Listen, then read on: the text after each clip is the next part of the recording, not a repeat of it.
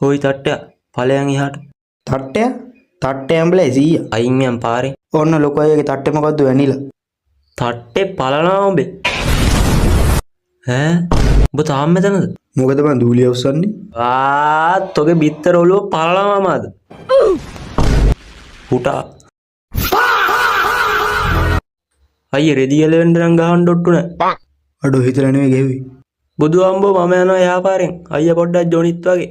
අඩෝ මල්ලි උඹ යනවාද මේ පාරෙන් ඵලයන්? කවුද යකෝ ගෙදර මීයට ගැහුවේ?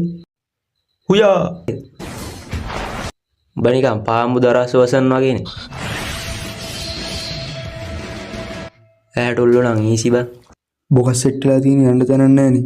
තාම පොඩ්ඩෙන් බොක යනවා මෙතන. අඩෝ මල්ලි මේ ළඟ ලෙට් එකක් නැද්ද බං? මොකෙද්ද බං උඹ? දන්නේ නැත්තම් කියහම මං හොයාගන්නම්.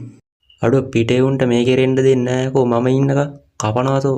කනවතෝ තොට මං ආයි කියන්නේ මේ වගේ අවස්ථාවල වද දෙන්න එපා. උඹ මට කියන්නේ පිටගංකාරයෝ වෙලා මේක රීලා යනකම් බලාගෙන ඉන්න කියලා. එව්වා ඉතින් හන්දේ තමයි. බෑපන් පල්ලෙහාට.